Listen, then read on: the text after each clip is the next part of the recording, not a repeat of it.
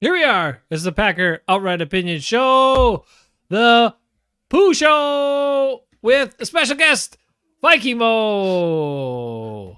I still think it's funny that Ben actually sings Pooh Show. It's just That's the lyric, baby. I know it's the Plus, it rhymes. It's all about rhyming with lyrics. You got to know that. yeah. Sure. When you don't rhyme, it just doesn't feel right. It doesn't feel right. It's just Now, funny every time. we were about to get started, except we're going to give Ben a hard time because he was actually late. Yep. But I also want to clarify and give myself a little bit of heat because Ben finally showed up, and then I had an urge. And my urge was that I had to urinate.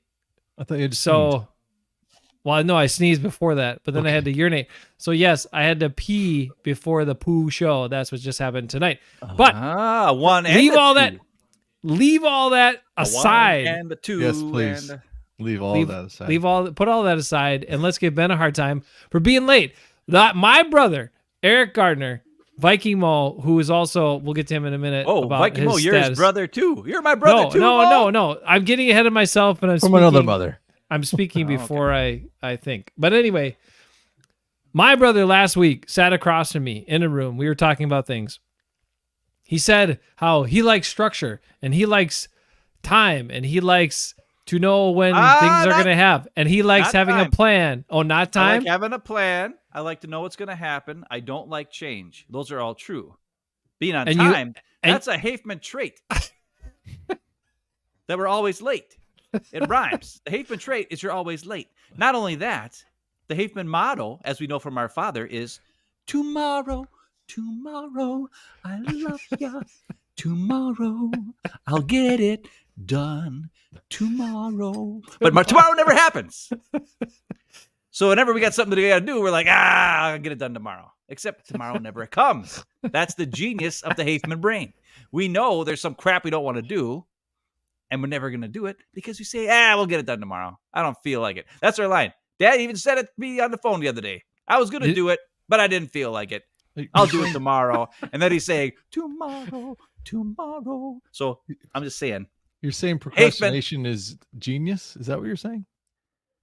It's the genius of the Hafman brain? Is that you're just procrastinate? That's your genius? No. It's not called procrastination. Oh, okay. It's called getting away with crap so you don't have to do it. Oh, okay. Hey, David. You say you're going to get it done, and then you never get it done. Dad says, very good, Ben. Very good explanation. He taught us well. He taught us well. Oh, man. Raider Rick's here. Raider Rick, how's your garage? It's being torn down. Look at that. Damn. Is he getting a new garage? Yeah. He had a big piece of machinery in there, tearing stuff apart. Before that, he had to get things ready in an emergency situation because all of a sudden the contractor's like, we're showing up tomorrow. I'm going to tear down your garage. And Raider Rick's like, oh, shit, we better get all our stuff out of it then, I guess. So I saw something on that. His wife, posted some stuff about it. I think it was a nice ass shot, really, of Raider Rick unloading stuff from his garage. So nice work there, Vika. Well, one of our biggest. So it's all gone. One of our biggest shows was called the Nick and Rick Show, but people thought it was the Naked Rick Show, and that's why they tuned in. So I totally understand. Anyway, tonight is about Viking Moe, and Ben has some questions for him. But let's just talk. We'll give Viking Moe a little opportunity here to talk. He is our special guest this evening. What's going on with the Vikings? What's happening? 0-2, not the way you wanted to start the season. What the hell? We'll talk football now. Sorry, yeah. What's happening, Viking Moe? Well, in case you didn't watch the games, they've had 7 turnovers in the first 2 games, and that's pretty much so a -6 turnover margin in 2 games is going to be the difference. They lost both games by 1 score, so if that tells you anything, I think it's. And I think I mentioned to you guys, but 6 of those turnovers are fumbles. So, one was kind of like a botched snap thing, but in the rest, there was 1 strip sack on Cousins, but the rest are on running backs, receivers, including Justin Jefferson. If you saw Thursday night with right at the goal line too, so it's like ended up being like a 10-point swing in that game. So he took responsibility for that. But that was some Des Bryant, Derek Carr situation. Yeah, I was gonna say it's a Derek Carr move right there. It's Viking Moe, were any of them butt fumbles? No, but they were all right. Still bad. Okay, all right, fair enough. We almost had a butt fumble. We never had the ball. Our quarterback moved. Nobody else moved. So everybody's saw got that. problems. Everybody's got problems right now, Mo. It's they not made just a the Vikings. they made a meme out of that already, but yeah, Okay, it's I figured. that was pretty funny. But no, we blame our coach because our coach said, "Well, I didn't actually call it, but gave him the idea." Mind you, in the Dome in Atlanta, late in the game and a close game, we're gonna let our quarterback decide if we're actually going to run it, and everybody's got to communicate so they all know in that situation. That was a bad coaching decision, Yeah, but there were clear as many mud in there. there. A lot of bad ones there. Anyway, Young Viking. quarterback, you got to have a clear decision, I think, right? That situation, but I don't know.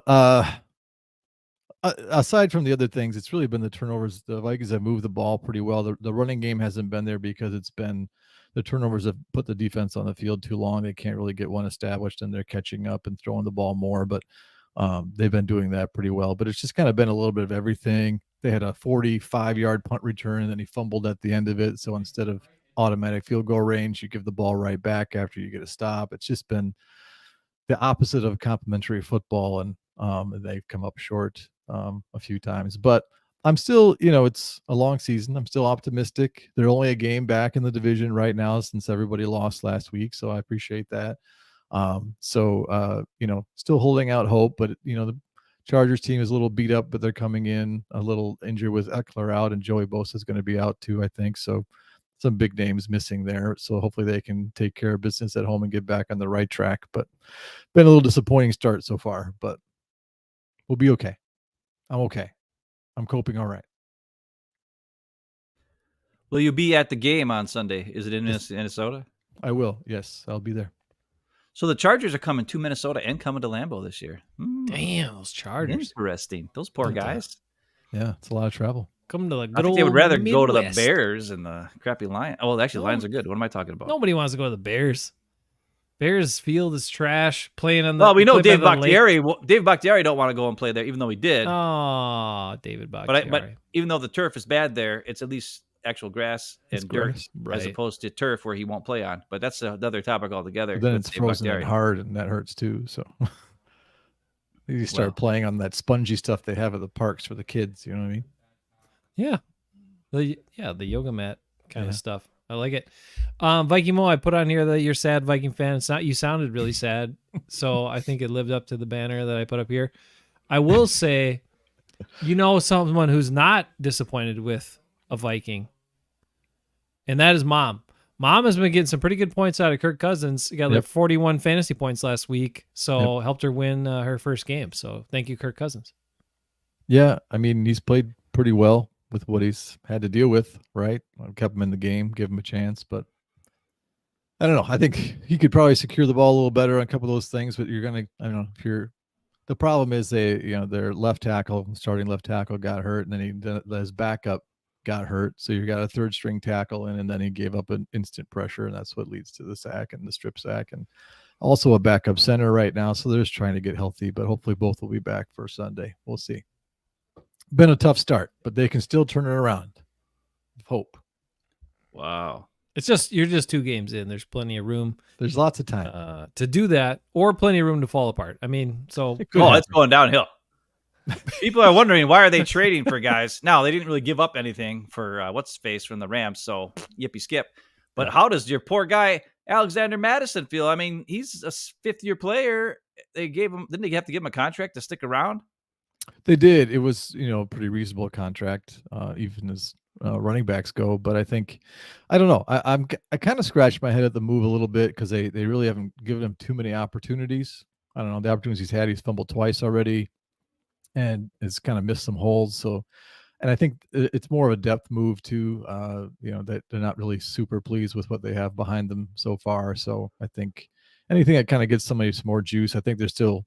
They say, of course, they still believe in him, but I think you get a chance to get someone like Aker who's talented, but hasn't quite, I don't know. He's been good at times and then not good at other times. Maybe if you put it into a committee, you get something a little better out of it. We'll see. Kick the tires. Didn't really cost him anything. My other I have a trade question. Let me give you a trade question here. Yeah. Since you just brought up trades. Were you, after the first 4 plays of the Jets game, were you hopeful there might be another trade?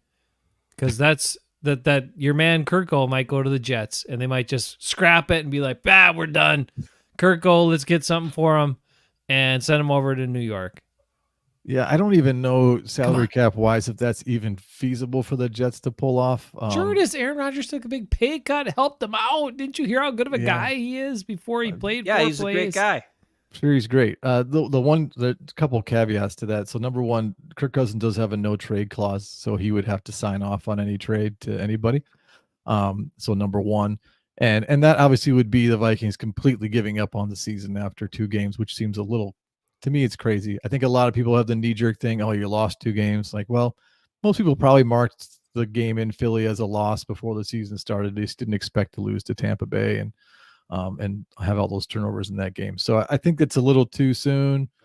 You know, if they lose the Chargers, of course, that's going to come all right back up to the surface again. You're 0-3, you know, sell high and get something for Kirk. He'd have to sign off on it. Jets have to be able to fit it in the cap. So many things like that. Where would the Jets be at that point? Is it worth going for it for them at that point? I don't know. So I don't know. It'd be interesting. But I don't think you do it yet.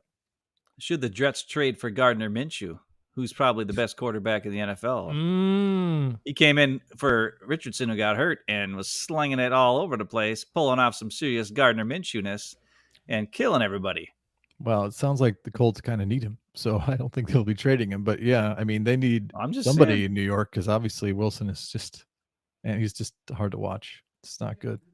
I don't know. He does some things pretty well, and I think they just need to tailor the game plans better to him. But also, they need to trade for Dave Bakhtiari. Yeah, they could trade for Dave Bakhtiari too. That would be great. Viking every week they'll wait and see if he's going to play or not, but still pay him a crap ton of money. Hey, Ben, JJ showed up tonight. Hey, JJ, we haven't heard from you in a while. So what's up with the Bears?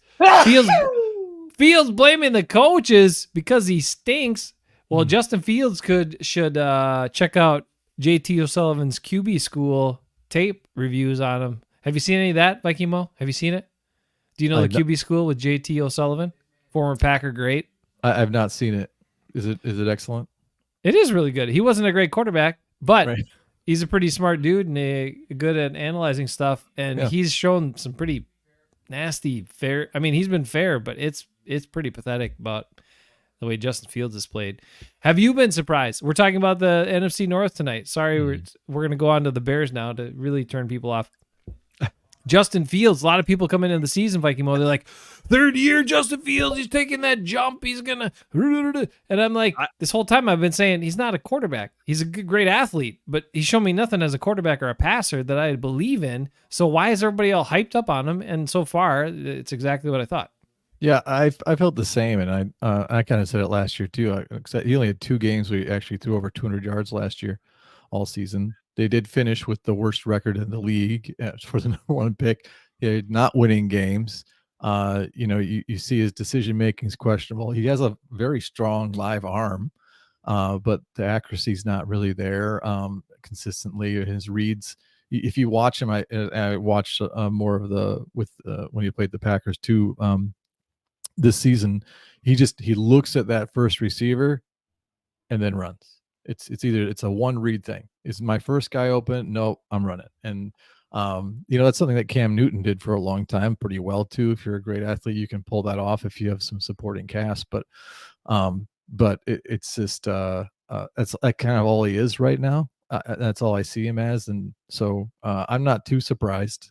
Honestly, I didn't think the Bears would suddenly be really, really good. I think it's easy to say they'd be better than last year, but that's not 5 games to win. And they can do that. So, but I agree with you. I think he's a running back playing quarterback right now and needs to be able to do more. And people are ready for him this year too. You know who's ready for Ben? Who was ready for him in week 1? Listen. Rasul Douglas was when he tried to run outside. Yeah, freaking Rasul's the man. But that's not what we're talking about. All right, go ahead. The bottom line is this. Luke Getsy is a ding-dong. We knew that for years. Jordan Love, his first 2 years in the NFL, his quarterback's coach was Luke Getsy. How good did he look? Not very good. Then Luke Getsy goes to the Bears. We bring back Obi Tom Clemens. Oh, Oh, Jordan Love can read a defense. Jordan Love can do no-look passes. Jordan Love is making guys move with his eyes before he throws it over here, and he's looking like this. Now, Tom Clemens has been a coach for 30 freaking years, and that's why he probably knows more. And Luke Getsy's like, a baby. But bottom line is, the Bears are trying to make Justin Fields into a pocket passer. And he does not have the ability to do that. He in his interview, people are talking about how he blamed the coaches. He blamed the coaching because he said he has too many voices in his head. He has too many things, like they're telling him, look out for this and watch for this. And when you see this guy come across the field and blah, blah, blah, and all this kind of stuff, he doesn't process the information. He built his whole life on athletic ability. Even in college, he reads the one read. If it's not there, he goes. And the Bears need to do that. If they do that, he'll win. They'll win. He'll be dangerous. But they haven't used him as a running back at all. He's just been a quarterback the whole time. And when you have a guy who's that dangerous, that gives you an extra runner. That gives you an extra blocker, as opposed to most teams that don't have that. I mean, if they were smart, they would just be going right with it, So I don't know. It's just they're trying in the offseason. They said, "Oh, we're going to try to make him become a quarterback or teach him how to be a quarterback," and it's not working. The guy just doesn't get it, right? And he seems like a nice guy when he has his press conferences. He seems fairly smart. So it must be something with him being in the game. And maybe he just kind of gets nervous or he freaks out or I don't know what it is. But he says he didn't say the coaches are dumb. He said the coaches are giving him too much information. And he's thinking about all this crap and he's looking at wide open guys and not throwing it to him because he's thinking about stuff or something. I don't know. So the Bears just need to lean into what he can do. If they would have done that against the Packers, they probably would have kicked the crap out of us because obviously you saw us get our butts kicked against Atlanta where we couldn't stop the damn run. And Ritter ran all over the place on us. And so did Robinson, and so did Algiers. I mean, we gave up 200, whatever, how many damn yards rushing in that game? There's a lot. So we also didn't adjust to the overloaded side, which we got to get the Viking Moe. I haven't put his official's hat on. But Ben, about Justin Fields, give the guy a break. Yeah. I mean, I think he's a great young man. I think he's a good dude from all the interviews I've seen. And I watched when he was coming out in the draft. I watched the show. It was him and Micah Parsons and two other guys. They were working out together, and there was like a 4-episode series about those guys working out and getting ready for the draft and all that kind of stuff. And he's a cool, nice, super cool guy. Like he really is a great guy. He's just having a hard time out there. And we need to simplify it for him. Well, not just that. Just like it'd be like if you're really good at dribbling with your right hand, but you suck at dribbling with your left hand, and like your coach, right?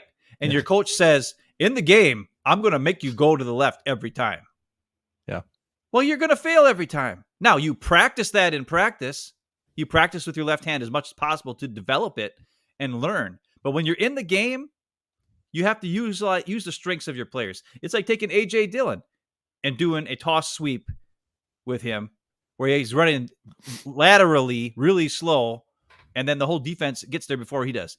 No, you run A.J. Dillon up the gut, smack some guys, and let him run through some dudes. But Matt LaFleur always freaking calls those stupid zone runs where guess what? He's got to squeeze through a little tiny hole, and he's a 250-pound not fat, he's super skinny actually, but 250-pound guy who can't get through the hole, and he gets freaking trips over his own feet. He's got big feet. To find the hole. Big feet too. Doesn't Same help. problem. Matt LaFleur is just as dumb as Luke Getsy is with the Bears. It's just people need to start utilizing their players' strengths, and the guys who do that was Atlanta. Atlanta did a great job.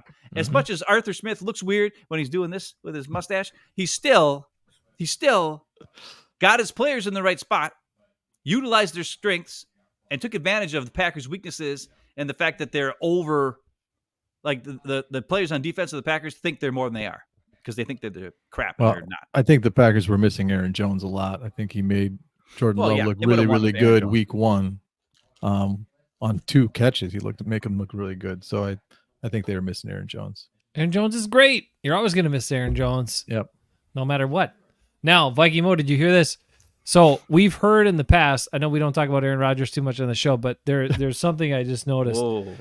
So Ben and I were watching the Packers game against Atlanta and realized that everyone on Atlanta's coaching staff had to have a terrible mustache. Yeah, it was weird. So Aaron Rodgers currently is not playing football. He's not really that busy, worrying about football. And we know from the past he wanted to be the Jeopardy host and play quarterback for the Packers at the same time, and he thought he could do that.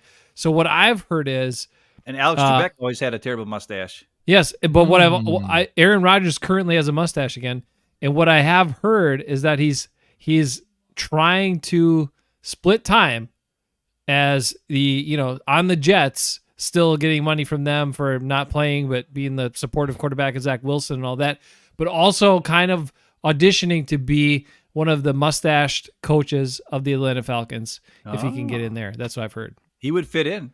Yeah. But no, he wouldn't, because the coaches on the Atlanta Falcons, nobody knows who they are. They don't want the attention. The coaches don't know who they are? They don't even know who they are? No, like fans don't know who they are. I don't know who Arthur Smith is. Well, you know That's he was because I ever saw him. He doesn't even look like a coach. Aaron Rodgers, he wants all the attention. He wouldn't fit in at all with those guys. He'd take all the air out of the room as soon as he showed up. It's not going to work. It's not going to work. He's going to tell Arthur Smith he's a moron, and then they're going to fall apart because that's what Aaron Rodgers does. He makes everything fall apart. But we're not talking about that today. Remember I said I didn't want to talk about that anymore? He's hurt. I know. He's gone. I just saw his.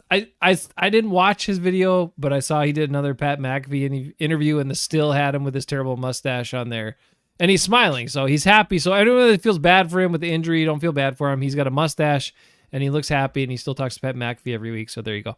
I think he's more likely to be traded to the Minnesota Vikings in a package for Kirk Cousins. That Aaron could Rodgers? do it. Yeah, Do it. for the rights to him. Can you That's trade what an I injured player? I think I don't know. Good question. I don't know. Dude, you can have him, Mo.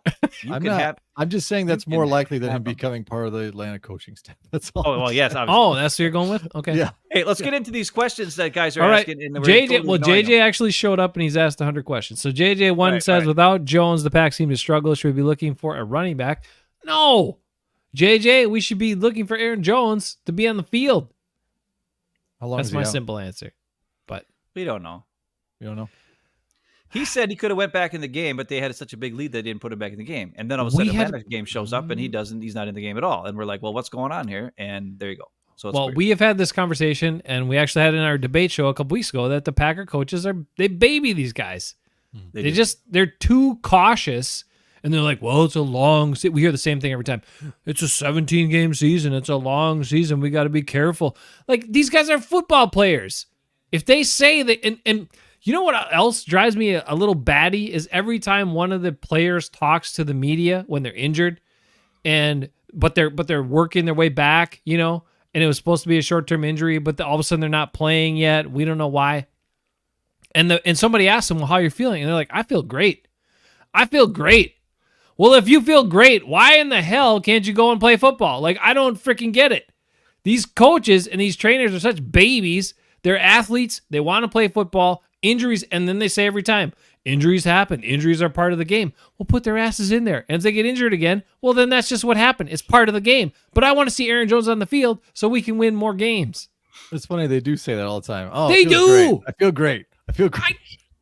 So why do they? I know. They always say they feel great, and then they're sitting out for 2 more weeks. Dumb. And here's the other thing I brought up was sorry about that. When the Packers were in the Super Bowl against the Denver Broncos, what's his name? Terrell Davis had a migraine in the second quarter, couldn't see, was all messed up. They were at the goal to goal from the 2-yard line or whatever, and Mike Shanahan was like, dude, just get out there, or else the Packers defense is not going to believe that we're going to run the ball if you're not out there. We're not going to hand it to you. We're doing a fake hand, we're doing play action play, whatever. And that's the whole point. If there's any position on the field where you can have a guy out there as a decoy and not get him hurt, right? Like if you're offensive lineman, you're going to be in the scrum. You're going to start smacking some stuff. If you're on defense, you pretty much have to play. If you're not healthy, you're going to have a hard time playing defense because everything's reactionary. But on offense, if you're a skill position player, there are ways. There's only one ball. There's only one ball to go around. And what you can do is utilize that player who's everyone knows is a stud as a decoy and get the ball to somebody else, because maybe that decoy will pull the defense with him and giving you a one-on-one matchup in a more, maybe a little more favorable position, or even get a guy wide open at times. And that's the thing I don't understand why they don't do it.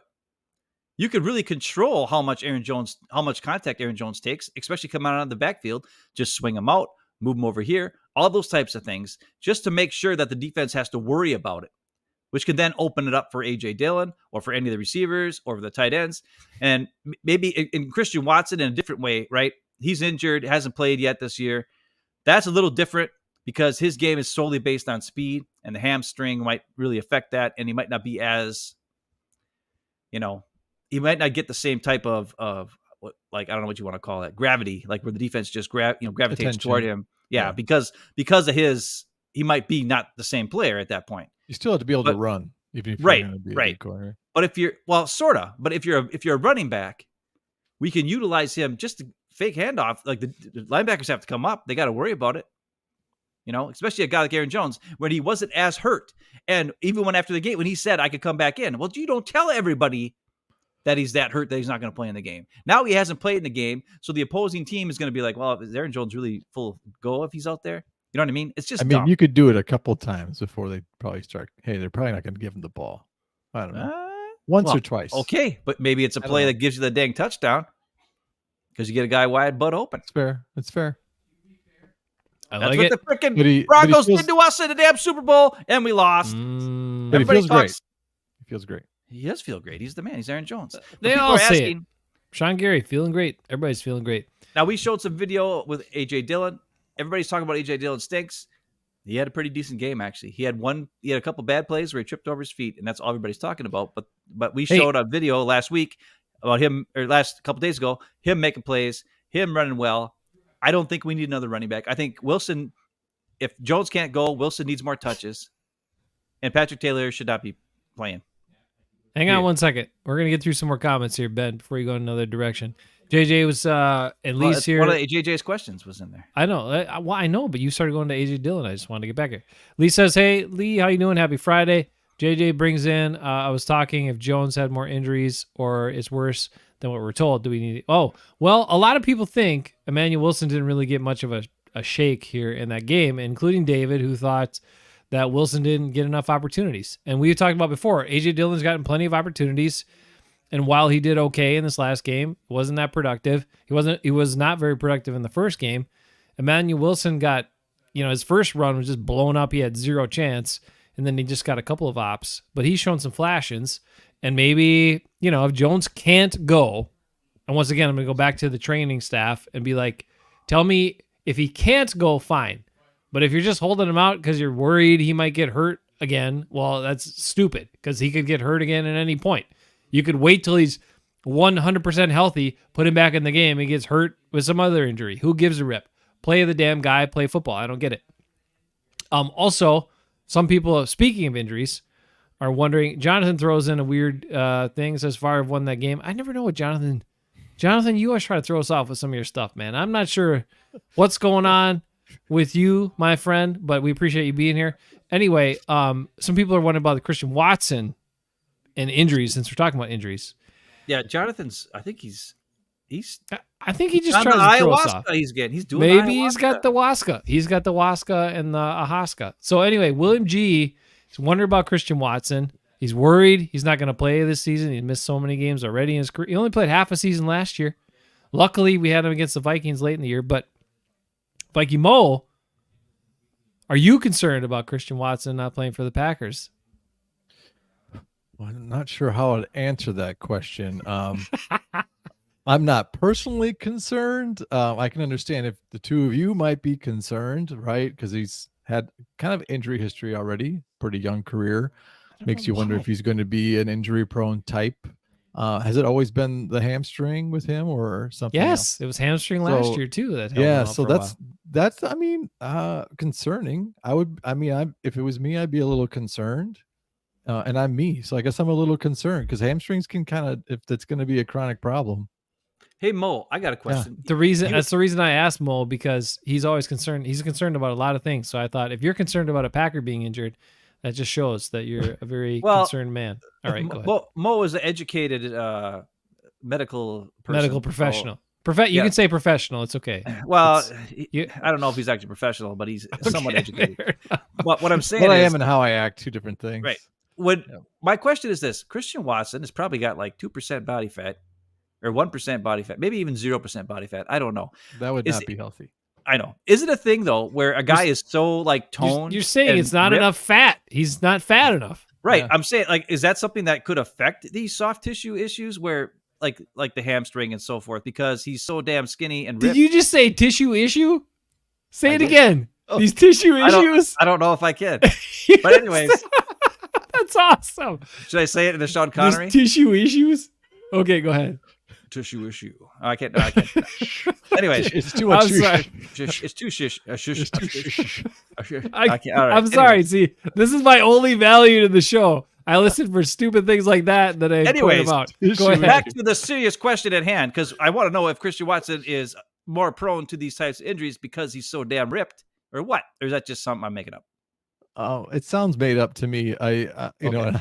I'm probably not qualified to say, but you know, it seems like certain guys are more injury prone than others, right? Especially with certain things. Does he need a different training regimen? Does he need different stretches to prevent some of these things? Maybe.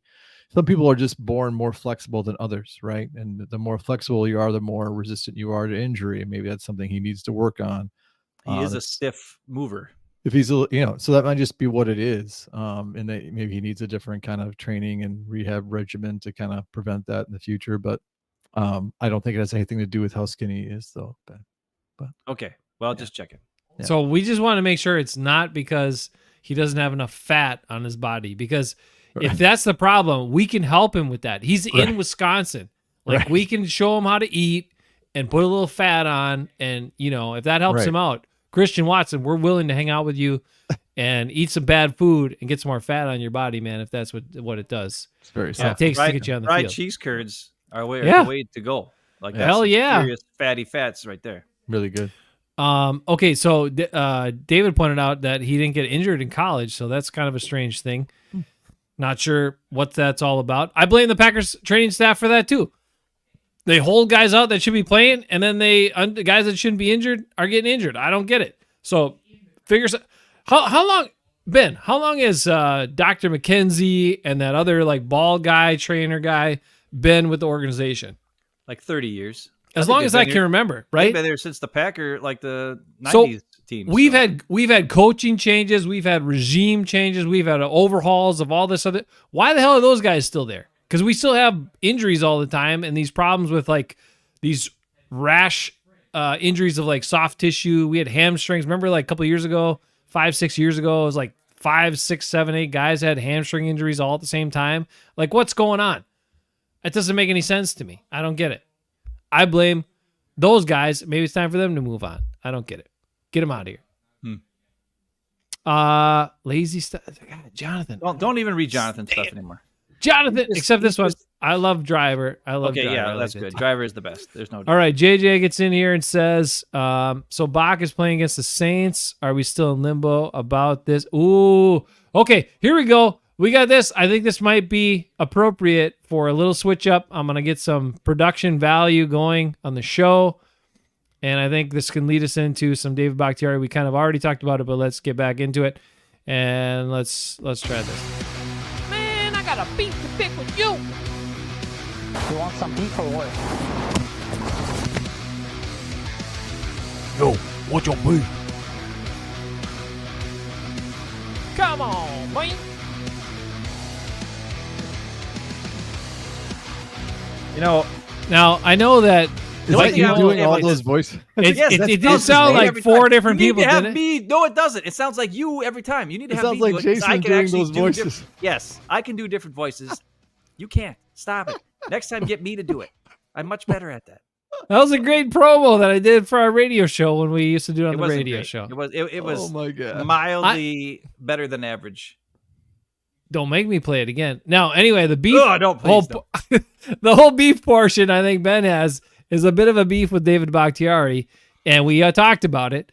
Eric, what have you heard, and what do you feel about what our extremely overpaid left tackle Ben? How much has he made per snap in the last 80. 3 years?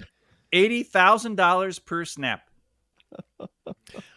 So what are you what from an outsider's perspective, Viking fan perspective, about what the hell's going on with David Bakhtiari, and now all of a sudden my knee is hurt whenever I have to go on artificial surfaces situation. What do you think?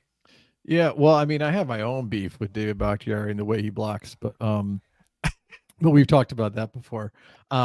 Yeah, I mean, it's a hot topic right now in general. I mean, the league's talking about there's no reason to have some of this really bad turf, and but we've also talked about frozen ground isn't really a whole lot better either. And what are some of these indoor stadiums supposed to do that really can't maintain grass? They're supposed to bring in grass and get rid of their turf, but it's still a hot topic, and player safety is obviously important. And I think everybody wants all their players to not be hurt, preferably. So if there's things that they can do, that's fine. I think it's tough, right? Because it's frustrating. I mean, the Vikings have Marcus Davenport that they signed for a bunch of money, a defensive end. He's not played a snap yet because he got hurt right before the first game. And you're like, well, that's great. He's not going to play again this week. So he's missed 3 weeks now, and you're paying him all this money that you could have paid someone else that could maybe do something for you. So I get how that's frustrating for fans.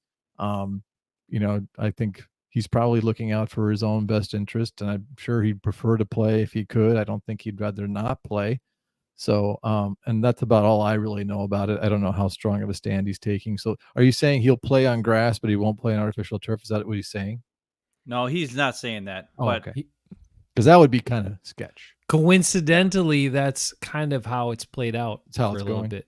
Yeah. Well, it's Through only 2 been games. it's only been 2 games. It's not like it's a big freaking sample size here, Jace. Right. But You know the what? bottom line With David Bakhtiari, I don't need a big sample size. I've seen the man. I've witnessed him for the last 4 years and what his practices were and how he came back and made the whole big announcement, the Bach is back and all this sort of crap, and then played 27 snaps against the Lions and then wasn't there for us in the playoffs the next week. And then, oh my God, I had multiple surgeries and blah, blah, blah. Well, are you going to play or are you not going to play? Is your knee okay to play or not? You take a bunch of days off of practice? So I'm assuming. Not days off from practice. 0 practice. I'm No assuming. practice. So I'm assuming you don't do anything in practice physically so you can not put any additional strain or pressure on the knee so it can be ready for game day. Because all we're asking for is, can you play in the game when it's game day? And if the answer is no, then why are you still on the team?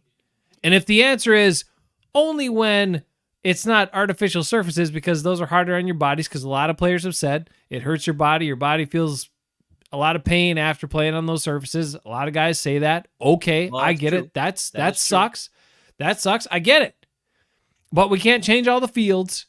So are you a football player who's going to play football, or are you not? Are you going to be there for your team, or are you not? I don't. Are you answer asking, the or question. are you? Is the question? Are you hurt or are you injured? Is that like kind of what we're getting at? Because I mean, if you really did have No. those surgeries and all those, I mean, if you're injured, you're injured, right? Are you He saying said- you're worried he's hurt and not playing? Is that what it is? No. The situation is that what's going on with David Bakhtiari is last year he missed more time and more games, and the team was like, okay, well, they had him practice at times, and then he'd play in a game, and then all of a sudden the next week he would be out. He wouldn't play because the knee flared up. They'd say, and then we'd go into games not knowing if he was going to play, and they didn't know, and then all of a sudden game day came up. He played a lot of games in a row last year. Yeah, he did. He had the appendectomy or whatever Right, that is called. right, That screwed him right. up for 4 or 5 weeks. It also took him out. He played a lot of games last year. That is true. That's the part that gets me upset. It's confusing.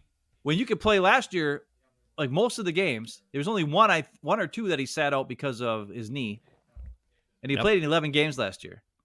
And now this year he plays in the first game. He never practices at all, and then the second game he can't play in because all of a sudden his knee acts up.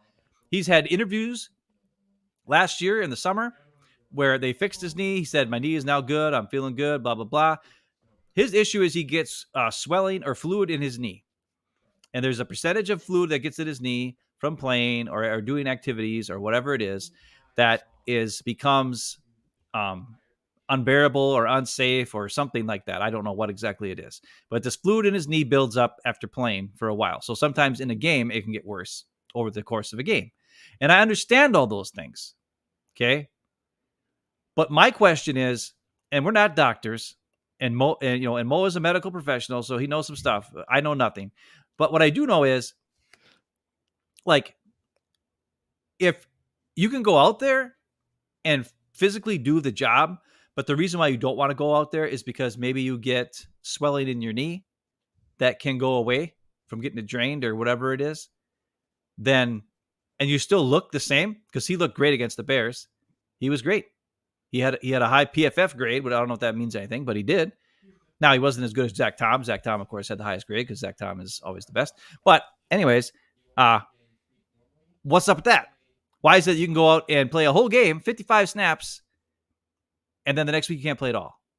And is it something where it's a pain issue, or is the fluid in the knee issue that is lifelong changing? That is the thing. Then retire. Like, get the F out of here and give us our money back. Because they asked him, they're like, hey, why is it that, like, why have you thought about retiring? And he got all pissed the other day, and he was like, retiring? I'm one of the best players. When I'm out there, I'm one of the best players. Like, okay, well, that's great. When I'm out there, So you're just going to sit there and rake in the cash while you're whacking it and doing not a goddamn thing? That's the part that bothers me. Like, either retire because it's a health issue that will affect you for the rest of your life. That's fine.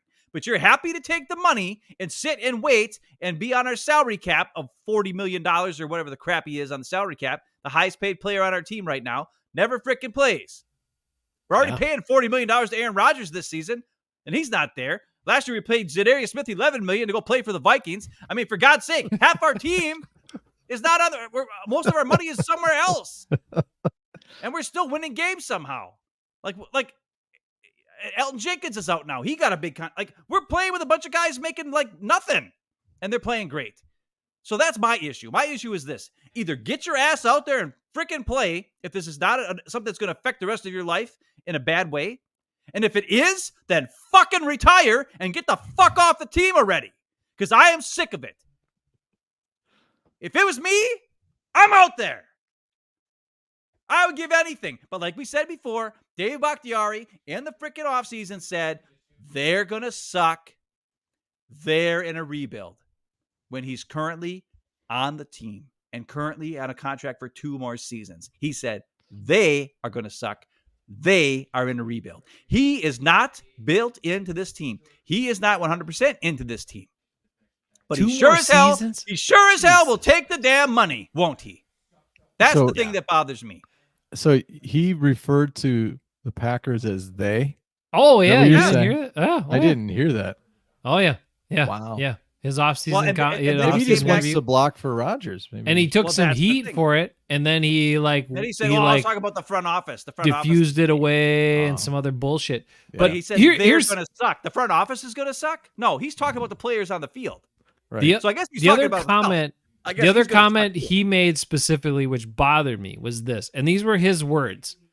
He said, the team and I now have an understanding of how they need to manage me, or how we need to go about handling me this season.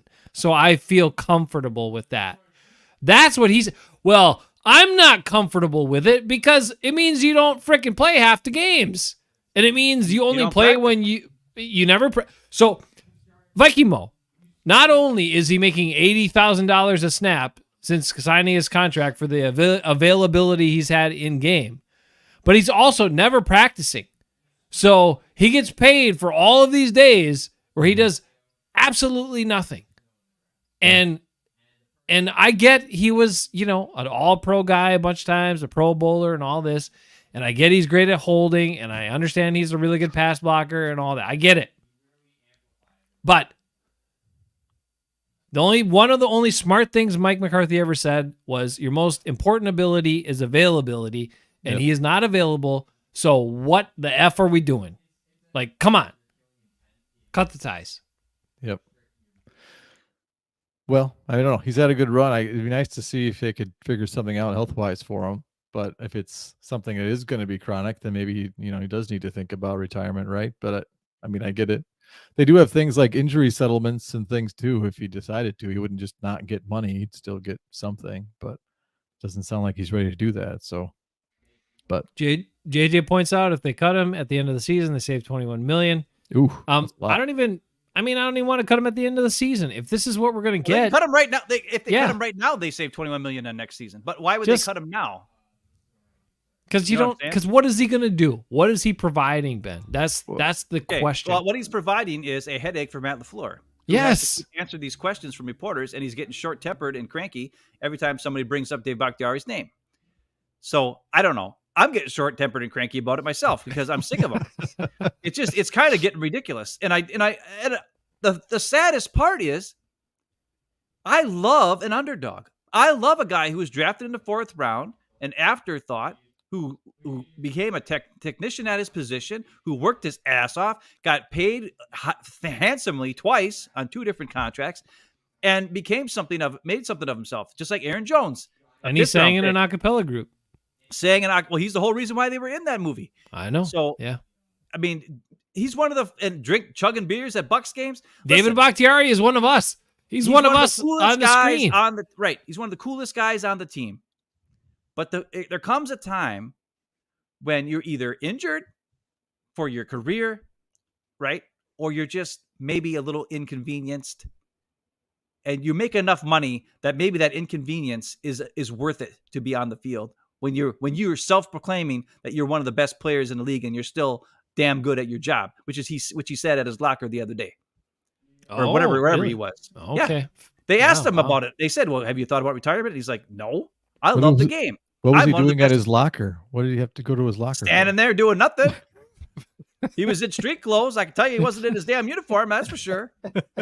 But that's the thing that bothers me. And I don't want to go we've talked about this last show, but it's just, I don't know. If I was Matt LaFleur, I'd be like, dude, what the crap? Get out there and freaking play. All right. And if you don't want to play, then get the fuck out of here and bye.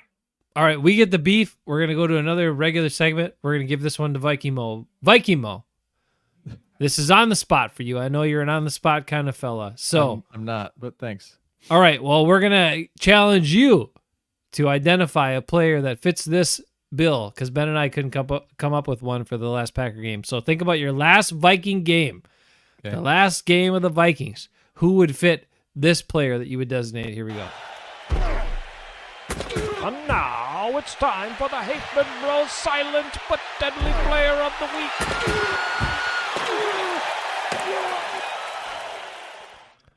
I know you think that was Keith Jackson, the old former Keith Jackson who recorded that for us. It was not. It was actually me.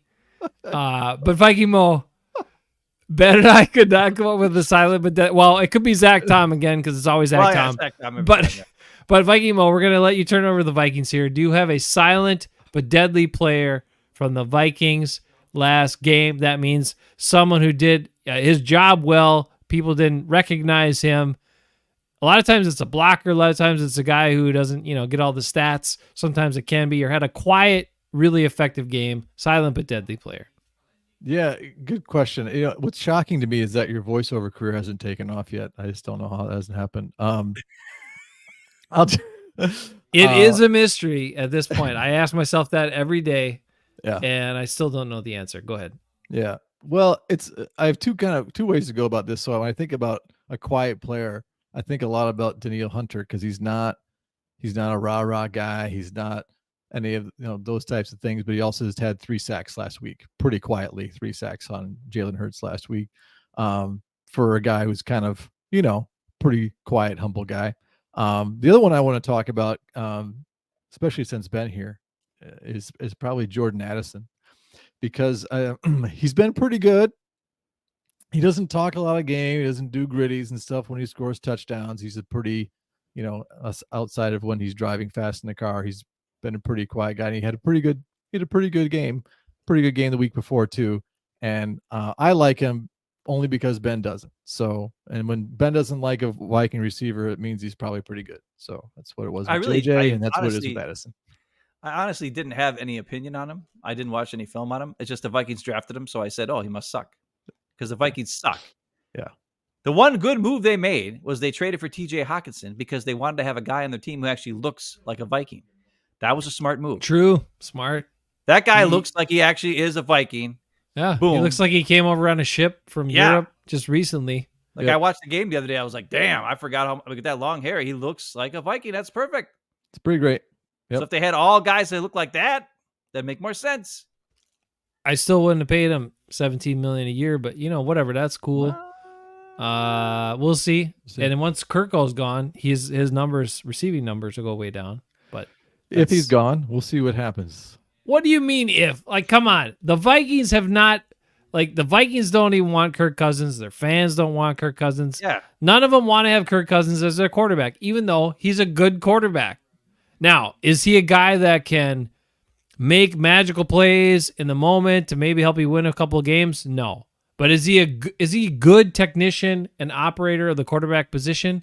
100% yes. Is he a good thrower of the football? Yes. Is he a good decision maker? Yes. Kirk Cousins is pretty damn good. Just ask Mom. In fantasy, he got 41 points last week from Kirk Cousins. Yep. And if you take Kirk Cousins away, Justin Jefferson isn't nearly as good. TJ Hawkinson isn't nearly as good. Like, those are just reality for Viking fans. But you go ahead, not you, Viking Moe, but like other dumb Viking fans go ahead and like wish away Kirk Cousins and then enjoy what it's like after that, because it ain't going to look too good. He's really polarizing, even within the Viking fan base. It's kind of fascinating, and even one of my friends that I'm a season ticket holder with, who sits 2 chairs from me, is like total anti-Kirk person, and he thinks that I'm a Kirk apologist. And I guess I kind of see it for what it is. Like, you look about like that game against the Eagles, and outside of the strip sack that he had no chance on because the left tackle whiffed on the defensive end, I think he played just about as well as you could. I don't know what else he really could have done, by and large. And yeah, people say, oh, he's a stat patter, he does garbage time and all these things. It's, not really always true. It's not how it is. He's kind of like someone who is like a Kurt Warner, or one of those veteran pocket quarterbacks that if you protect him just a little bit, he can carve you up. So I'd like him to stay personally, mostly because there's really no better option in sight anywhere, right? But they said that they're going to wait to negotiate until after the season, and Kirk's okay with that, and that's where it's at. So I don't think it's off the table that he would stay. I think, yeah, you're right. I think the fan base is divided on him. But I think they've already forgotten what it's like to have people like Tavares Jackson and Christian Ponder and guys that can barely crack that 200-yard passing mark every game and throwing interceptions all over the place. So I think Joe Webb, who started against the Packers in the playoffs. Yeah. Joe Webb. Only because, Christian Ponder was hurt. So it's not like there was a lot better option. But that's what I'm talking about. I think you have to remember what this is. We have like quality, adept quarterback play here. We have it. And yes, you have to pay for it because that's what the market rate is. Right now, he's kind of at a discount. I know, he signed a big contract when he came here, but right now he's kind of below the market average for it. So, and he's offered to take a discount to stay because he likes it here in Minnesota because we're nice, right, Ben? Us Minnesotans. You're a I Minnesotan. freaking hate living in Minnesota, but I have an actual good question for you. I think, I don't know, maybe it's Hold dumb. on, before you go to your No, question. you already yapping too No, long. it's not a yap. David asked what happened to the fart horn, and Yeah, Viking Moe, saw. we will accept your Daniil Hunter, silent but deadly, but we will not accept the other guy because he's a terrible receiver. All right, so Daniil Hunter, you are the Viking Moe silent but deadly player of the week, which means you get a fart gun salute. Congratulations, Daniil Hunter. There you go, David. All right, continue on with your question, Ben. Anyways, I was going to ask this to Mo. Like, half these Viking fans who freak out about Kirk Chains, right? Do you think that they're starting to turn around because of what we've seen from guys like Kyler Murray, guys like Trey Lance, guys like Zach Wilson, like these guys who are high picks in the first round, top 10 picks that everybody's saying they're supposed to be so, game-changing players. And part of it is that they're on a team probably that stinks up the joint, and, they're not put in the best situation. But, even in Zach Wilson's case where he's on a team with, the team's freaking got superstars all over it, and he's terrible. But Part of it is them. They're bad attitudes, but bad personalities. what I'm saying is there's only so many superstars at each position, right? There's only so many amazing, Patrick Mahomes type guys. The problem is, I think that one season, the Jordan Love draft season, where we had Joe Burrow, Tua, Justin Herbert, Hurts, and now Jordan Love, who looks good. All 5 of those guys who were drafted in the first round, though I think Hurts was a second round pick, right at the start of the second round. But all 5 of those guys in that draft look great, right? And right off the bat, most of them look great. And because of that, a lot of these teams who have a quarterback who's the, I guess they call it above the Andy Dalton line. So you're talking the Derek Carrs and the Kirk Cousins and the guys like that, right? Who aren't playmakers, but they're facilitators. They're good arm strength. They understand what they're doing. They're accurate. It's just when they don't get protection, then they have issues, right? Do you think fans are starting to maybe, because I think what happened was that after that draft, everybody was like, oh, I want a Joe Burrow. I want a Justin Herbert. I want a Tua. I want a Hurts. But since that draft, and even before that, Kyler Murray is not looking, he hasn't really, he had maybe 1/2 a good year at the most. But after that draft, a lot of these guys are not panned out. And before that, the guys have not panned out. We had one good year where a bunch of quarterbacks came out and looked awesome. Do you think that Viking fans have you heard anything about people maybe understanding, hey, lightning in a bottle happens every now and again. Most of the time, these guys come in and they stink up the joint, or they never figure it out. Look at Justin Fields. It's just kind of, and look at Jared Goff. He was good for a while, then he was bad. The Rams gave up on him. He goes to the Lions. Now he's halfway decent. I don't know. Do you think people are going to start realizing that maybe what you have is something you can work with if you put a team around him, especially with the skill players that you guys have at receiver? I think the reasonable people think that way. I think the unreasonable ones won't. And I think you're right. There probably is some recency bias over that particular draft and the success of those quarterbacks, when historically we know it's a bit of a crapshoot. Like first round picks of quarterbacks are about a 50-50 at best, right? And then it just so happens that drafts all of them hit, and maybe the next one none of them do. So it's some people might be looking at that and they went, well, we want our own guy. We want our franchise guy. We haven't had a guy like that probably back until Dante Culpepper back in the day. So it's I understand, like, as a fan, you want something like that. But I think you think about someone, I mentioned Kurt Warner, like late in his career, he was a veteran. He was not fast, but he was a great pocket passer. He knew which guys are going to be open. And Cardinals as a really, really old player, right? And but he was a threat as a quarterback, because if you're smart at that point, you've had so much experience, you know how to dissect a defense. That's kind of where I think Kirk's starting to come into with his career, and that's why I think there's a lot of value with that. I just would like to see what he could do behind, like, the Eagles offensive line or the Colts offensive line or something where he has had protection. Because, and if you guys saw the Netflix quarterback piece, right? Yeah, I watched. He led the league in quarterback hits last season. He had the third most the year before that, and then the most the year before that. So first for times hit as a quarterback, he has not missed a game. So I mean, the guy's pretty tough. I mean, I think that's an attribute, really, when you think about guys that can people get hurt and freak things can happen, of course. But to take that many hits and shots, and even during the game and playing in pain.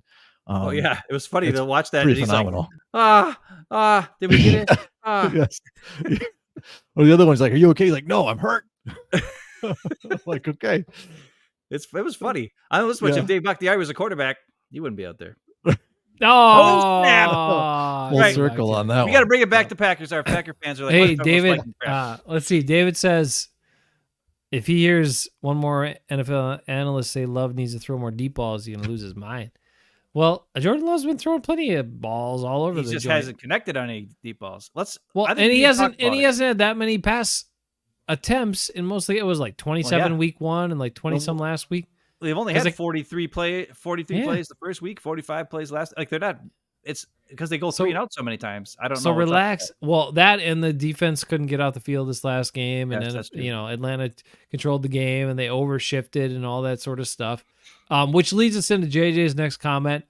JJ, here, we're just gonna lay it out for you. What do you guys think about the D line? People talking about the run defense. Should they bring up Ford and have 6 D linemen instead of 5? Yes, they should bring up Ford if they need to stop a running team 100%. Because Ford, we talked about it in the preseason. Ford was the guy he should have made the 53-man roster. He's a monster. He's like one of the. They have 3 big guys with him. If he's not on the team, they have 2 big guys. That's it. Well, really only one big guy. Right. Kenny Clark is undersized and slow. And Devontae Wyatt is a little undersized but super fast. So they're like the exact opposite. Although credit to Kenny Clark, saw it. The first he quarter, played great. Crazy. He played great against Atlanta. He played a very good game last week. Kenny Clark did. So he's a good player. He's a good player. I know it hurts you to say it, but he just he's good at sometimes getting beating the guy in front of him, but then he never makes the play. Well, what good? He has no that's like a receiver pursuit. That's like a receiver who gets open on every play but drops every ball. That's what Kenny Clark is on defensive line. Yeah, he has no. How many tackles lateral does pursuit. he make? None, because he has no pursuit speed. Yeah. He missed a bunch of tackles again. Now he forced the turnover, which was awesome.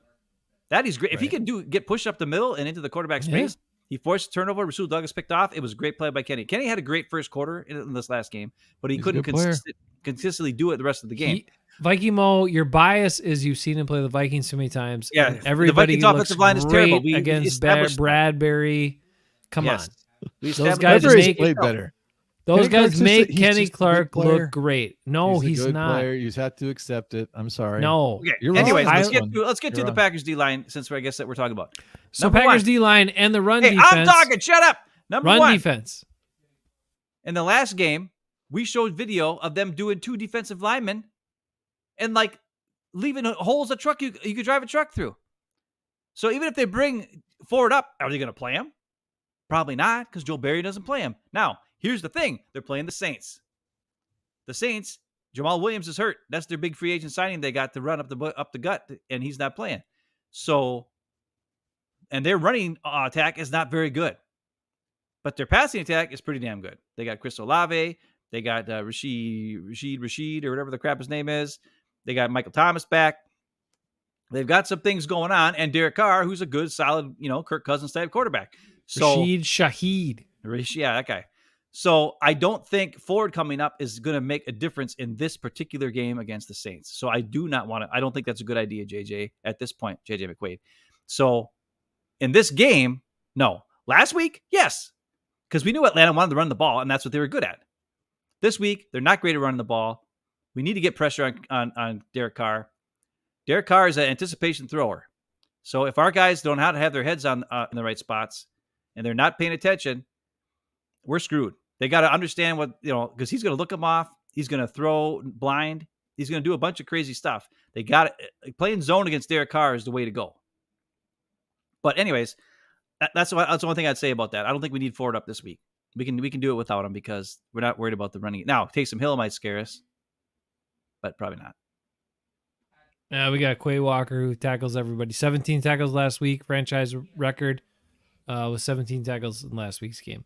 Well, it's because Atlanta ran the ball like 45 times. Yeah. Yes. And I want to talk about the Jordan Love balls. Jordan Love balls. Talk about his balls. I want to talk about Jordan Love's balls. So, because David was saying he wants people are saying about throwing the ball deep. It seems to me there is either an accuracy issue or a disconnect with pretty much every young receiver on these outside deep passes. He can't complete them. He just can't. He hasn't done it in 2 weeks. However, his deep passes to the middle of the field, 20 yards downfield and such, are usually on target and pretty accurate. So he seems that whether it's his accuracy or whether it's the connection with the receivers running routes that not the way he thinks they're going to be running them or whatever it is, this isn't Aaron Rodgers throwing these balls, who is pinpoint accurate to the sideline. Jordan Love does not have that at this point. Just to clarify, we're not talking about Aaron Rodgers' balls. We're talking about Jordan Love's balls. Right. So Jordan Love's balls, when they go sideways, not so much. When they stay in the middle, then his balls are pretty good. So that's all I'm saying. I would like more deep balls to the middle of the field. They're pretty good balls. That's what I'm talking about. Oh my gosh. So I would like to see deep passes to the middle of the field to Luke Musgrave because he's on my fantasy football team mostly, but also So- because I think they need to utilize him more often. You're saying more balls in the middle. I get it. And I agree. That's a good spot for balls to be. Well, JJ saying he had a perfect throw to Wicks, and he did, but there's pass interference on the play they didn't call. Then the guy got his hand in there and knocked it down. Now, that was a perfect pass, and it should have been a touchdown. But that was deep and kind of over the middle, like on the hash mark, Yeah. right? So it wasn't on the sideline. No. That was in the end zone. Oh, that was in the end zone. My mistake. I'm talking more of his passes. Like we have Luke Musgrave sneaking out for a 25-yard out route, and he's running like running it shallower than what Jordan Love is throwing. Or we have same thing happened with Romeo Dobbs at the end and the third down. Romeo Dobbs is running a shallower route or a more angled route to the sideline, and he's throwing it downfield more on a line. And then there's times in the preseason where he's underthrowing Christian Watson, and then or Christian Watson's judging it weird, and then he jumps up for it. Instead of just keep running and letting it hit him in the breadbasket, he's jumping up for it like a ding-dong because he thinks it's underthrown. And there's a disconnect on these outside passes, and I don't know how to fix it. I don't know how they're going to fix it. But I do know when he's throwing the ball to the middle of the field where he can see everything clearly in front of him, and he's drilling it straight, and he doesn't have to put the touch on the ball. It's more, touch and directly in front of him. Those are very accurate, very fast, pinpoint, good decisions, and that's where his money is coming from. And that's what I want to see more of downfield throws through the middle of the field. I would say Jordan Love is more of a driller as well, and that helps him. I just looked up the weather forecast as you were talking, and wind. So it's kind of wild swing in winds predicted in Green Bay on Sunday. So winds are predicted to be 4 to 13 miles per hour with gusts up to 23 miles per hour. So I don't think if there's gusts and stuff like that, and it's that windy, that could be an issue for deep balls. So let's just let Jordan, put the balls where he wants to put them. I mean, and over the middle for many young quarterbacks are easier throws. And now we finally have the offense to run guys over the middle, and we have the guys to run over the middle, like Luke Musgrave, and as you saw last week and in recent weeks, Jaden Reed, who's I predicted was going to be the most impactful young ball handler of balls on this team. And a lot of ball talking in this show. Last week, he had 2 touchdowns. I'm just saying, Jaden Reed, keep it going, buddy. Go get him. Well, the other thing is David's talking about the Saints defense, which is also going to be an issue. It's not like you can just throw it to where there's nobody there defending us. And they lead the league in red zone defense, apparently. But the Packers lead the league in red zone efficiency, scoring touchdowns, which they do because they have a quarterback who runs the plays instead of changing it to a quick Aaron Rodgers pass. But anyways, the thing I would say is this. The Saints safety is out. He's suspended for 3 games.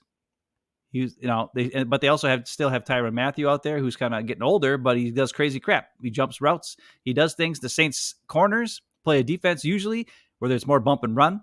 They like to beat you up at the line of scrimmage, that sort of thing. So really, Christian Watson's speed would be awesome because he could get right past him, and then we'd have those deep passes and such.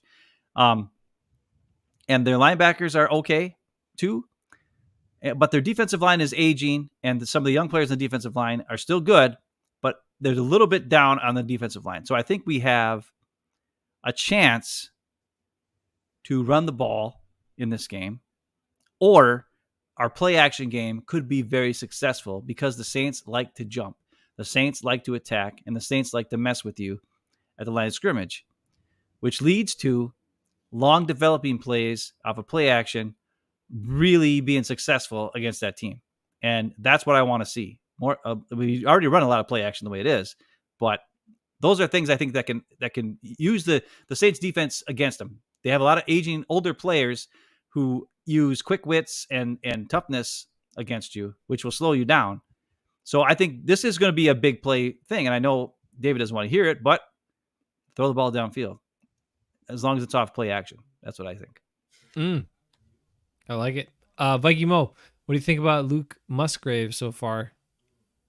Yeah, he's looked solid. I mean, I think it's always good to have a decent tight end as a safety valve for a young quarterback. And obviously he's got some touchdowns. So, I mean, that's good, especially if, seems like Love is most comfortable dumping it off to the flat to Aaron Jones. And and then over the middle to guys like Musgrave. So it's good to have good players at those spots. So if I'm defending Jordan Love right now, I probably play a robber in the middle of the field, and I crash down with my linebackers out into the flats, because that's where all the passes are going, except for that one shovel pass a la Brett Favre that he did. But other than that, but that's Aaron Jones scored a touchdown on 4th down on a Texas route. That's the first Texas route we've watched Aaron Jones run in 5 years, because Aaron Rodgers won't throw that.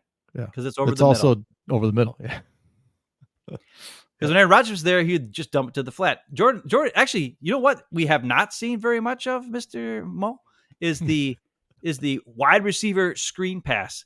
Thank the freaking Lord. We had 25,000 of those over the last 3 years, where with receivers who can't block, that gave us a total of 2 yards, maybe if we were lucky, because nobody blocked anybody, because it's a stupid freaking play.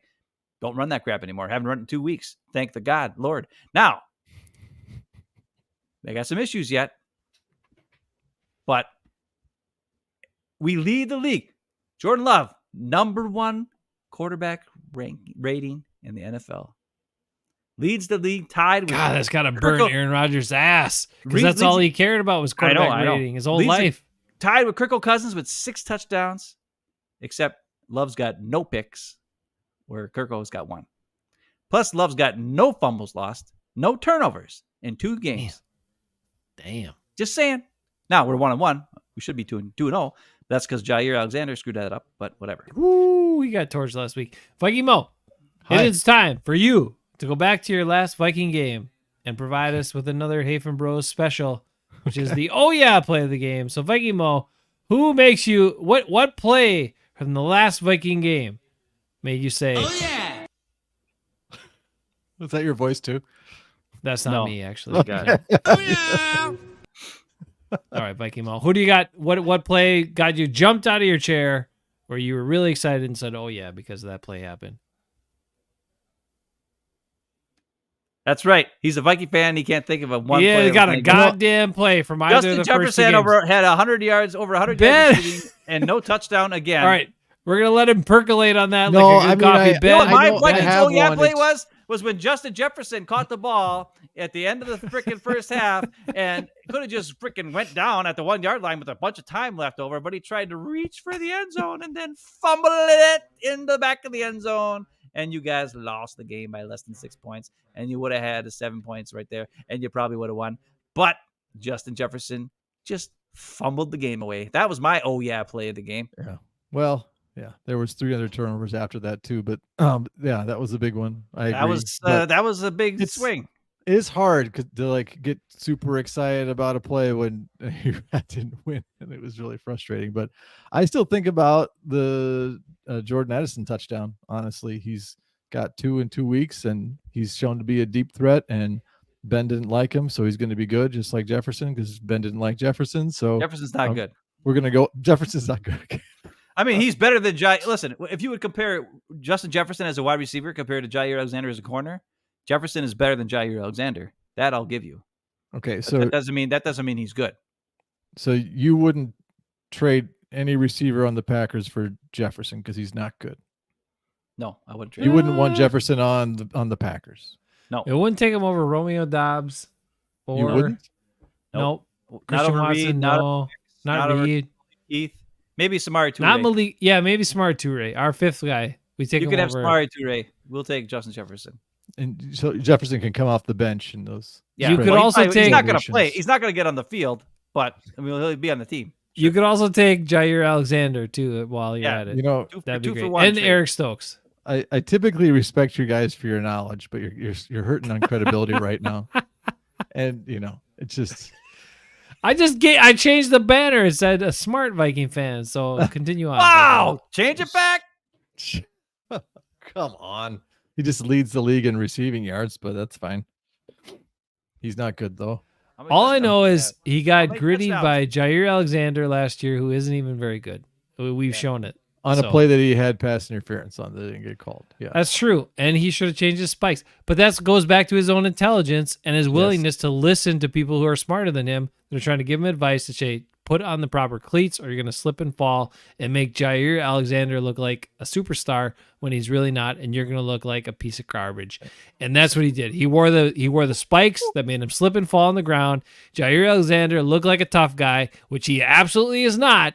And he is when you're going on I blame Justin Jefferson for part of this Jair Alexander ballooning of his inflated ego and his presence in the league, which is all ballooned into something that's totally unrealistic. Because as we showed last week and other weeks, there's plenty of deficiencies in Jair's game. And if you want to pay him $20-some million a year, you can have him. Go on, Viking Moe. Okay, sorry, I struck a chord there. I was. What's your just play? talking about Jefferson. What's your play? Well, I guess. You already gave it, Addison. I did. You only get one play. You only That's get one fine. play. You only get one play. Okay. My other question. Nice. We'll give you that too. Just that's a good juicy one. stopper. Yeah. It's a good stopper for anybody. Ben, do you have a play before we go anywhere else to Viking Moe? Ben, do you have a play that made you get excited and jump out of your chair? There was one play when we were watching the game with Mom and Dad where I did get excited and I jumped out of my chair and Me I ran too. around the freaking room and I gave everybody high fives. And that, of course, was when my guy, Rasul Douglas, there was, let's see, 2 Packers and two Atlanta Falcons standing there going like this, waiting for the ball to come down to him on Rasul's pass interception. And then there was one guy, Rasul, who came from out of nowhere and was like, nope, mine, jumped up super high and grabbed it. Everybody else was waiting for it to come to him. Rasul went and took it. And that's what a good cornerback does. He goes and takes it. And that was my, play of the game, because I was running around. You were there. I was running around the hospital, high-fiving Mom, high-fiving Dad, high-fiving you. I think I hugged the nurse. I don't even know. But it was a lot of stuff going on because of that Rasul interception. That was my play of the game. I jumped up too. It was super fun. I got to say, God dang, I got to duplicate. And then the Packers, of course, did nothing with the ball after that. So, That was one of my most exciting plays of the game. And then the Packers offense let us down. But that play made me excited. Oh, yeah. All right, Viking Moe. That's all we get for plays from the game. And we've covered all the other things. We got the silent but deadly. We got the beef. We didn't. We didn't? There's still the play that you wanted to ask the play me about. in question. The play in question. Okay. I'm sorry. You said Alexander Madison did something on your team?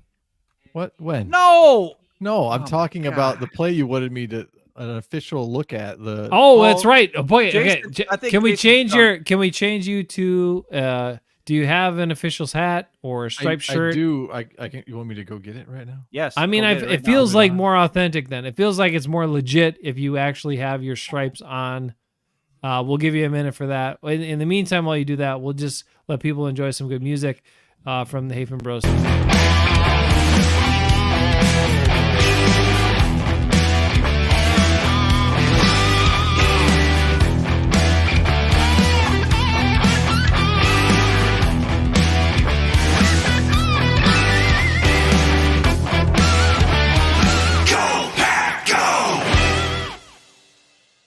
All right, sorry if that was a little loud for everybody. I know it's probably kind of loud, but I had to wake you up.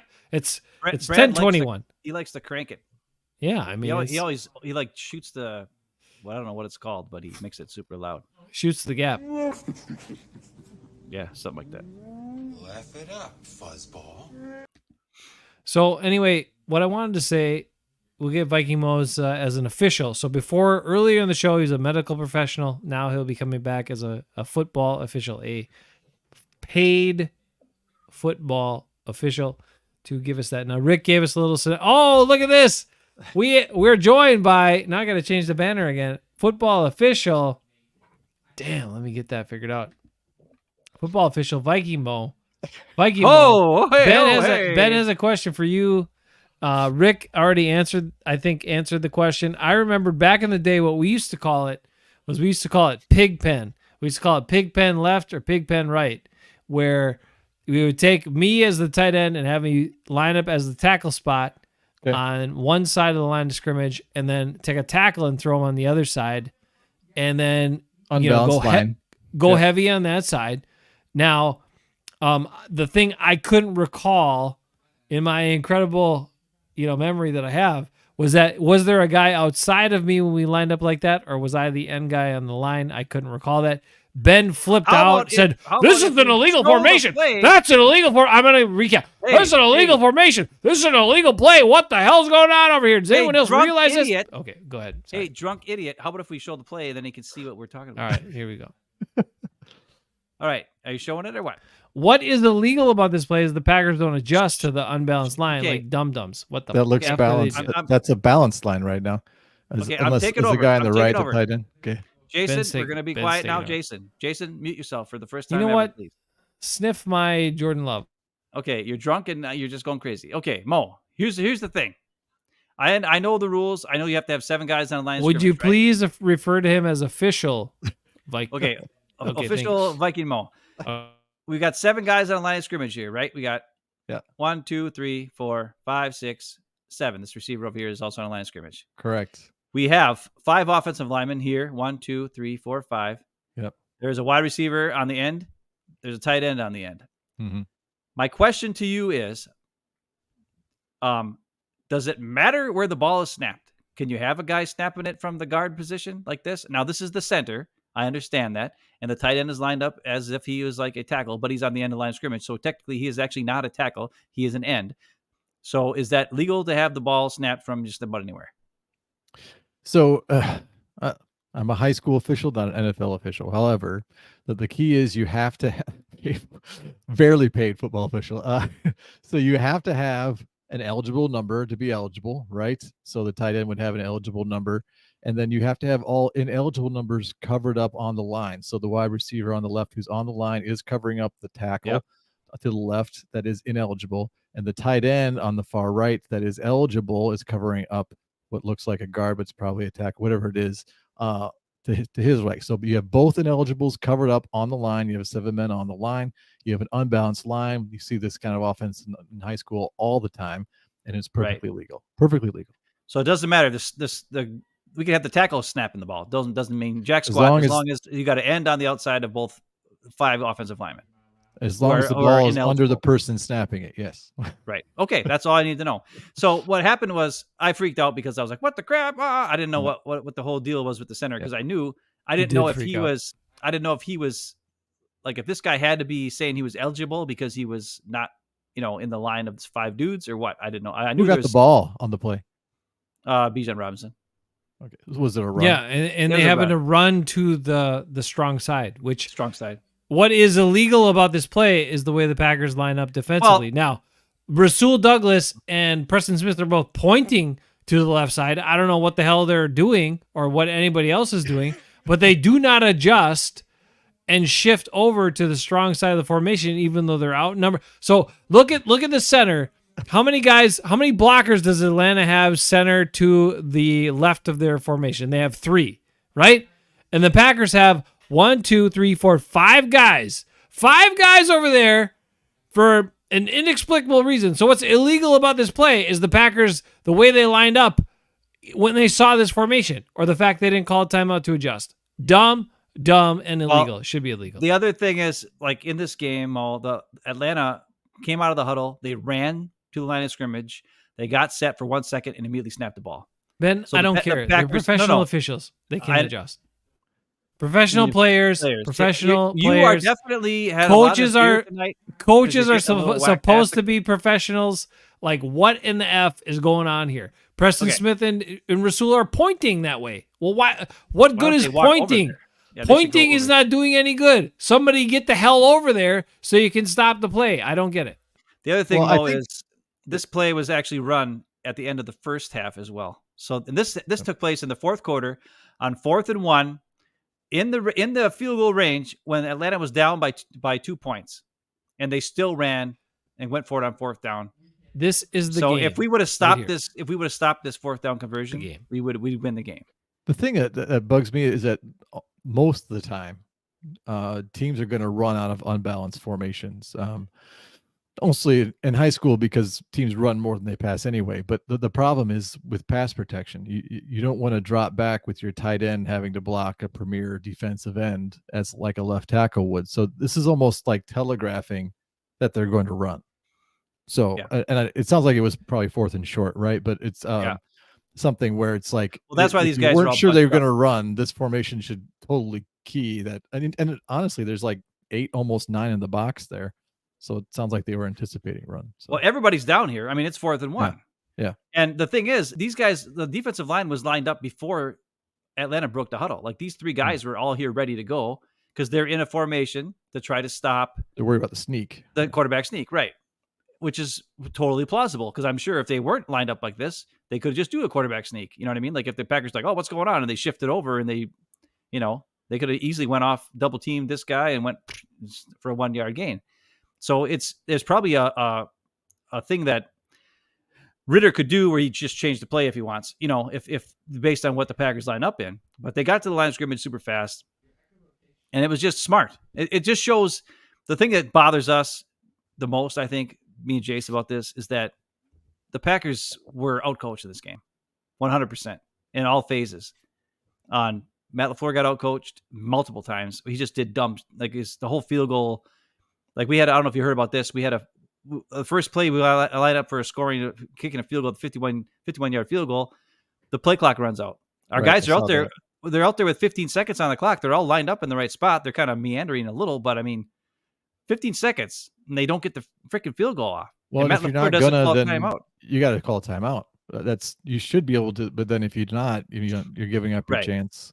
And nobody paid attention. Nobody saw it. And then then he takes a 5-yard penalty. And then I think LaFleur was so pissed, he just said, screw it, I'm going to punt on a 56-yard field goal, which didn't do much difference for you. So they should have just kicked it anyways.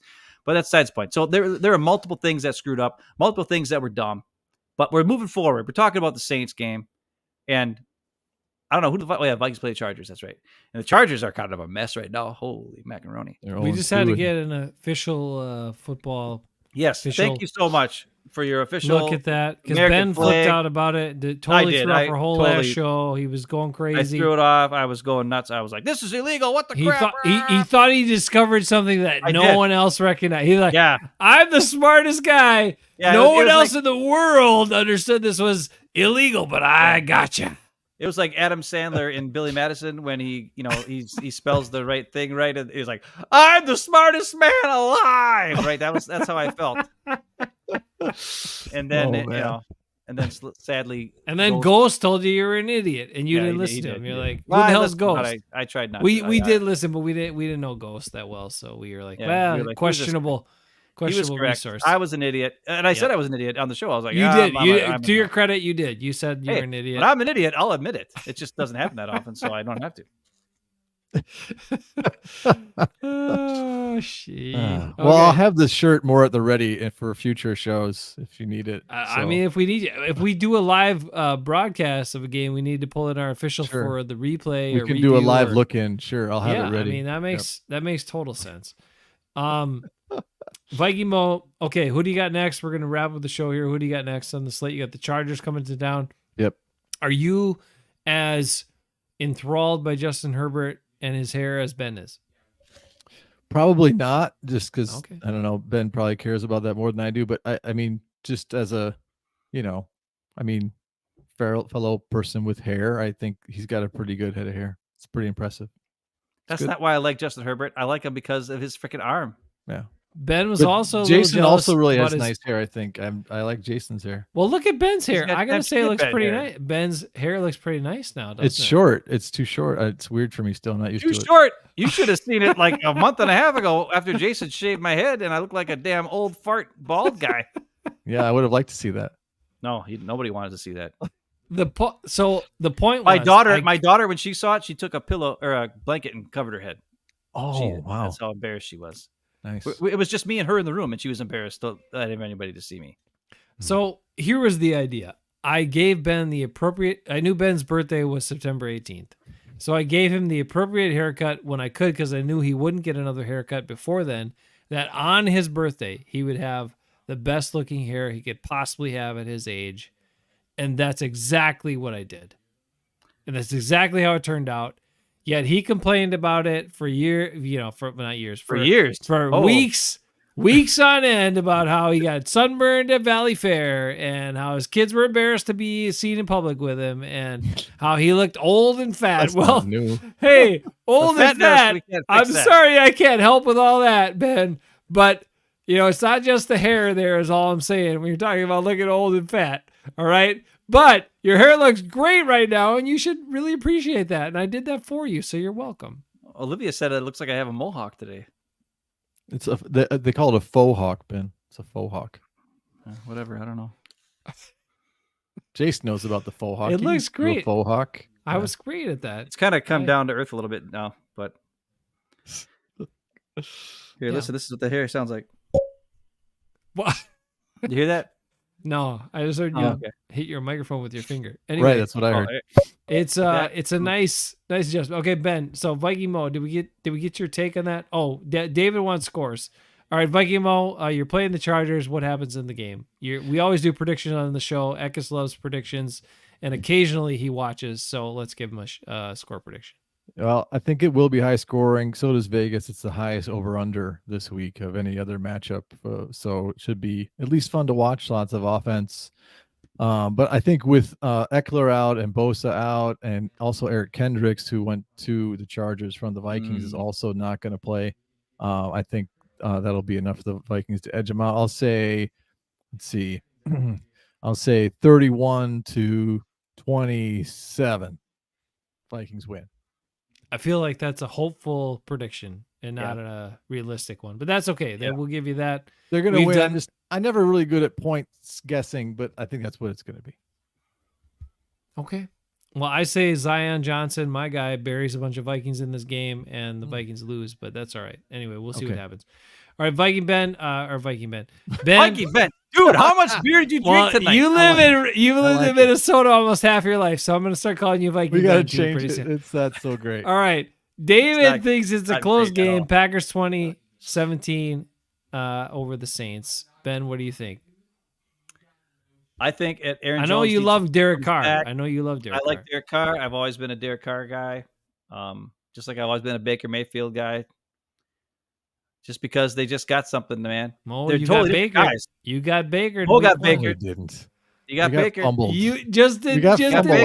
fumbleitis. You got Anyways. Baker. We didn't get back. Anyways, the other thing is the Saints defense is good, but they're like I said, they're older. You can take advantage of them. Our best asset is our offensive line. Yes, Elton Jenkins is out. That's going to be a huge question mark. Who's playing left guard? That is the big question. What are they going to do there? And of course, is Mr. Nee going to play or is he not going to play? Who the hell knows?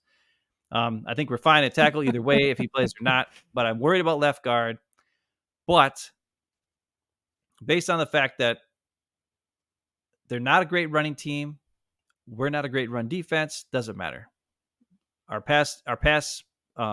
Apparently the Saints have one of the worst pass rush rates. Like they give up most pressures, and the Packers have one of the highest. They're like number 13 in the league in pressures. So it's all the numbers tell me it's Packers. Packers are going to win. So I'm going to say 24-14. We're going to smack the crap out of them by 10. I like it. I got some predictions too for this game. Number one prediction is that You're gonna be Rasul Douglas gets 2 picks against Derek Carr with his anticipation throws, because Rasul loves anticipation throws because he likes to anticipate as well. Something that Justin Fields does not like to do, which is anticipate with his throws, which is the other problem with him as quarterback. Just going back to the full circle on the Justin Fields thing. Mm-hmm. The other thing is the Green Bay Packers are playing their first home game of the season. So they're going to be jacked up, excited, charged Alumni up. game. Maybe like 100 alumni there. Yep. And, I mean, Mark Tauscher will be there too. You remember Mark Tauscher, Viking Moe, great I Packer. do. He was good. Another Mark guy, Tauscher here. Mark Tauscher here. And then the Green Bay Packers are going to win this game 28-10. 28-10. Derek Carr might have another fumble.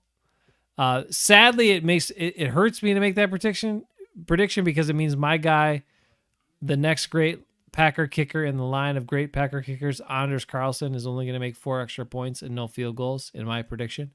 But that is what's going to happen in the game. Well, you said it's going to be windy, so. It's going to be windy. It doesn't matter. Anders Carlson, who could have made a 56-yard field goal last week and won the game if Matt LaFleur would have let him, but he didn't want to do it because he's a dumb and he overreacted to his penalty. But that is it. 28-10. Green Bay Packers win. go to 2-1 on the season, top of the NFC North. And Viking Moe, I'm sorry, but I don't know if the Vikings can pull this one out against Justin Herbert, Ben's guy, Justin Herbert. Nah, Justin Herbert's too good. They're at home. I'll be there. They're gonna be fine. They're gonna do it. They're gonna. Are you bringing like a special like item that brings luck to the Vikings? Have we found something like that I'm gonna bring over the my years? energy and belief in the team and my passion as a fan. And that's Are you going to wear that shirt, go down the field, and call a couple of flags on the Chargers or what? It's a really good idea. Smart. It's a good idea. That's the only way I see you winning, bro. Okay, we'll see. We'll see about that. They'll kick your butt out of there so fast. No, I don't think so. Don't think so. They're going to hold on to the ball this week. Good things are going to happen. You know how they know you're not an official in the NFL? Your guns aren't big enough. All the officials in the NFL lift weights, so they have big guns. That's because they don't do anything else the whole week. They just work out. They're lawyers and stuff. Yeah, lawyers don't do anything except everybody else does the work for them. They show up for a quick debrief or a quick appearance. That's only like Ed Hockley. The rest is like there's maybe one other buff one. The rest of them are kind of like fat or old or whatever. They're not really. I know. I'm just giving you crap, Mo. Come on. Yeah. Some of them I'm like, how does that guy even run around? Man, officials on officials. That's what we could make a segment here. Officials on official Mo on officiating. Well, it And we gets could really do a new political. segment. Yeah, we could. We could do a whole segment. It gets really political when you get to the higher levels because there's more money involved and it's more who you know than it is how good you are at what you're doing. So, Well, Yeah, that's the no. way it is everywhere, Mo. yeah, How you well, fill that's out, true. how you fill out the shirt is not as important. Viking Mo. Helps a little. Helps a little. Before we let you go, last thing. I'll pull it up again. Paid official, I'm sorry. Not professional, but a paid. How do you feel about the NFL officiating through 2 weeks? I feel like they're letting more plays go. Honestly, I think there's been some plays. I'm like, how do they not call that a block in the back or that a hold? And I think it's hard to know what they're kind of. Are they told to, hey, let's emphasize this, let's not call some of these things, we want more offense, so just be more lenient? It's kind of what and it's anecdotal, but it's kind of what I'm feeling like. They're letting more things go, I think, less ticky-tacky stuff for the most part, which doesn't bother me too much, but some of them I'm like, yeah, you gotta kind of have to call that. But that's what I've noticed so far. Otherwise it's been, I don't know, about the same. You have largely well officiated games, but then there's always a few questionable ones that the opposing side is always going to be, well, they missed that call. But so far, I think it's been okay. Have you guys felt otherwise? Has it been bad? I don't know. I think it's one of the hardest jobs around. I think being an official. I would never want to do it. So I commend you for doing it for as long as you can do it. And your brother, you guys both do it. So I just think it's too hard because, or I don't know, because you got to be right every time. If you're wrong, everybody freaking freaks out on your ass. I mean, and the funniest part is the players on the field or in on the court or whatever it is, they screw up probably 25, 30% of the time, almost every play. But you have to be perfect every single play, or else everybody freaking loses their crap on you. It's just kind of weird. I don't. I just think it's too tough for any one person to do, or whatever. When you have to be right at full speed, I think I kind of almost feel bad for these NFL officials because then you see the slow-mo replay and like, see, he made contact just before the ball got there. And some of the commentators are good about like, well, but in full speed, that's pretty much, and like Gene Satchator comes on, it's like full speed. I think that's a pretty bang play, and you got to let that go. And I think that's, what good officials do. But it's tough because it's full speed. It's really fast. Especially the NFL, super fast game, and then they get to see it in slow-mo and see how much you missed it by. It's but you got to get the big ones, you got to get the safety ones, and by and large, if you do that, you'll be okay. But yeah, it's not easy. I think it's best. It's like a good offensive lineman. If they don't notice you, you're doing a great job. Right. Well, I think the thing is to be decisive. I think if you see it and you think you saw it, just call it, because especially the NFL, there's replay. They can most plays you can change or whatever. Obviously holding you can't, but there's other things like pass interference, and they can't really change that anymore either. Well, the nice thing about the NFL, and when I talk to my brother too, because he does a lot of basketball also, is that he has to blow the whistle when it happens, right? When I see Yeah. a penalty, I throw the flag, the play keeps going, That's right? And then I can always pick my flag up, like, oh, someone else, my crewmate bails me out. Hey, this angle. Hey, I didn't see this. I saw this. I saw he hit him here. He didn't hit Yes. his helmet. It just kind of whipped back. You can pick it up and say no flag in the play, and but then it's out there so that you're kind of err on the side of caution, and your crew can pick you up. So, um, that's one benefit, but still, and it's a lot harder on the field. You don't have the perfect angle all the time. You only get to see in your zone. You can't really see all the cool camera angles that everyone gets at home, right? Or the pylon camera or any of those things. You have to just see what you can see in your zone and trust your crewmates to see what they see. And then sometimes you have to piece a play together. So it's really kind of a team thing too, especially with football. Now the NFL it's nice. They have, 7 guys in the field, and in high school we get 5. So it's a little bit harder sometimes to see everything, but yeah, it's hard to do, and you get a new respect for it when you do it. And you still see some really bad bonehead calls that that just make you mad sometimes, but everyone has those, every once in a while, like, yeah, I just missed it. It just happens. Especially If if you're everyone the was a little Seahawks. more lenient, like you, Ben, towards Oh officials. no, I'm not leaning. I'm Yeah, just being don't nice. I'm react, just being nice just- to you because you're on our show. Honest to God, I freak out at officials every game. Yeah. I mean, you should have seen what the play in question. Kenny Clark actually got kind of blocked in the knee as he You was were mad. engaged with Yeah, the player, you and were. I was super pissed. I was like, "What the crap? That's a guarding penalty!" I was losing my crap. Yeah. I And mean, that was that it's 4th and 1. I mean, it was the play of the game. If they Yeah. would have called it, guess what? It would have been 4th and whatever 6, or I don't know if that's a 10-yard that's a penalty. huge safety penalty too, that you got to catch those, and those are the ones you Yeah. really got to catch. Yeah. So, anyways, well, like you it's one of said, those- if you're not perfect, then it's tough gig. One Yeah, thing it's I would suggest I for couldn't do it. I know that. all officials is Drink after you beer. get done officiating, your next career you should be a meteorologist, because you only got to be right like 20% of the time. I mean, and you can always say it was a 50% chance of rain, and you're right, and you'd be like, I said it was 50% chance, so it could happen or it couldn't happen. Meteorologist, greatest job of all time. Why the hell I didn't take John Hoffland up on that back when I was 22 years old, I don't know. Would have been great to be able to be wrong more than half the time and still be right. It's like that line from Anchorman from Paul Rudd when he's like, 60% of the time it works. Every time. I love that. So great.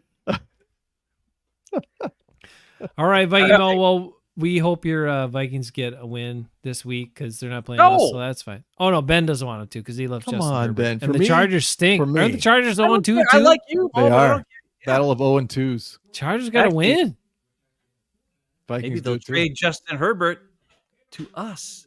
Yeah, Wow. maybe they'll fire their coach and trade Justin Herbert. Great. We'll do a swap: Justin Herbert for Jordan Love. I think Why we would have you to give a trade little Justin more than Herbert that. for anybody? A little more than that. Because he can't win. Look at him. He can't win win. games. What's What the good game? is he? Terrible. I'm sorry. Is football about looking good and having nice hair and throwing the ball like 75 yards in one shot? Or is it about winning games, Viking Moe? It's true. He's not winning games, Mo. What I is think football all those about? things that you mentioned help win games, but there's 21 Yeah, the other looking players good on and the having field. nice hair helps you Yes. win games. What the? Well, I meant more the 75-yard. Oh, okay, Arm okay. strength. All right, Yeah. all right, all But right. yeah, Fair. it does help with confidence. I know this much. Christian Watson couldn't outrun Justin Herbert's balls. I'd love to What? see Justin Kinda Herbert's weird. balls with Christian Watson. It would be awesome. It would be amazing. All right, are we done or what? This show has been just We're weird. done. It's a been great weird. show. Pretty A lot buzzed about all balls. night, and you're kind of all over the place, and it's not good when the host. I is gotta buzzed. give before The we best get. is It when is you a great called show. him Viking Ben. That was the best part. I thought all the ball talk was the best, but that's just me. All right, Viking Moe, I have this is a modern day mystery. Giant Jones. Giant Jones. Now, as a fellow flatulence producer that you are, that I know you are, because I've been at in your house. rooms with you where you've had beer and it has smelled terrible. There's some issues at times, yes. Giant Jones Brewing Company has crafted beers that do not give me gas. Really? So I am excited to meet you in person one day with a Giant Jones beer and see Because if they don't give you gas, then they really got something figured out here. You might be right. Yeah. Where's the brewery? That should It's be in there. it's in slogan. Madison. Okay.